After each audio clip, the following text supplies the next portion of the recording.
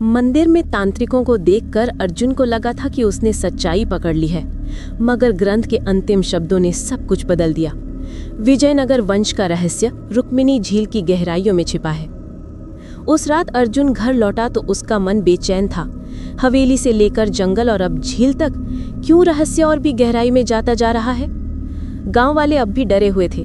जब अर्जुन ने रुक्मिणी झील का नाम लिया, सबने एक स्वर में कहा, उस झील में मत जाना बेटा, वहां से लौटकर कोई नहीं आया। अगली सुबह अर्जुन झील की ओर निकला। रास्ता घने जंगलों से होकर जाता था। पक्षी चुप थे, पेड़ों की शाखाएं अजीब तरह से हिल रही थी। कभी कभी उसे लगता कोई उसकी परछाई पीछा कर रही है। करीब 4 घंटे पैदल चलने के बाद सामने नीली धुंध से घिरी झील दिखाई दी। झील शांत थी, लेकिन उसके पानी में अजीब सी चमक थी, मानो उसमें आकाश नहीं बल्कि कोई और ही दुनिया झलक रही हो।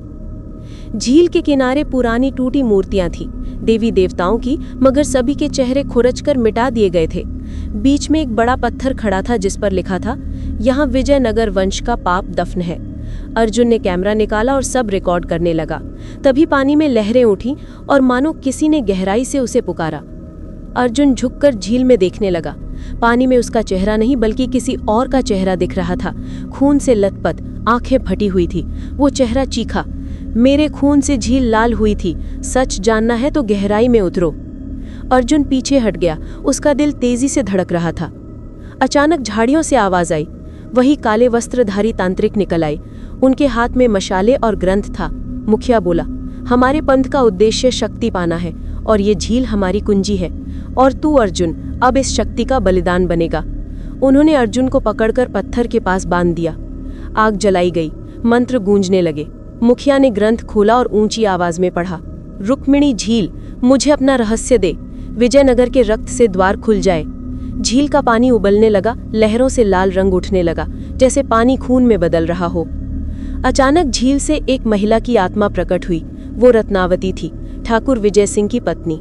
वो बोली, झील का रहस्य तुम्हें शक्ति नहीं देगा, ये वंश के पापों की कब्र है। तांत्रिक गुस्से से चीख पड़े, चुप रहो आत्मा, अब कोई हमें नहीं रोक सकता। रत्नावती ने अर्जुन की ओर देखा और कहा, अगर तू सच जानना चाहता है तो झील की गहराई में उतर, वहीं कालीनाथ का वास्तविक राज छिपा है। अचानक हवा का झोंका आया और अर्जुन की रस्सियां अपने आप खुल गईं। वो झील की ओर दौड़ा और बिना सोचे उसमें कूद पड़ा। पानी बेहद ठंडा था। अर्जुन नीचे तैरने लगा। जितना गहराई में जाता उतना ही अंधेरा बढ़ता। फिर उसे दिखा पत्थरों के बीच एक विशाल लोहे का द्वार, जिस पर वही तांत्रिक चिन्ह उकेरे थे। द्वार के सामने कंकाल बिखरे पड़े थे, मानो जिन्होंने भी इसे खोलने की कोशिश की वे कभी लौट न पाए। अर्जुन को याद आया उसके पास कालीनाथ का खंजर था। उसने खंजर निकाला और द्वार के बीच बने गोल छेद में डाला। द्वार हिलने लगा और धीरे धीरे खुल गया। भीतर से लाल रोशनी और अजीब सी फुसफुसाहटें आने लगी। अर्जुन अंदर गया तो देखा एक विशाल गुफा, बीच में काले पत्थर की वेदी और उस पर कालीनाथ का शव, जो 100 साल बाद भी जला नहीं था।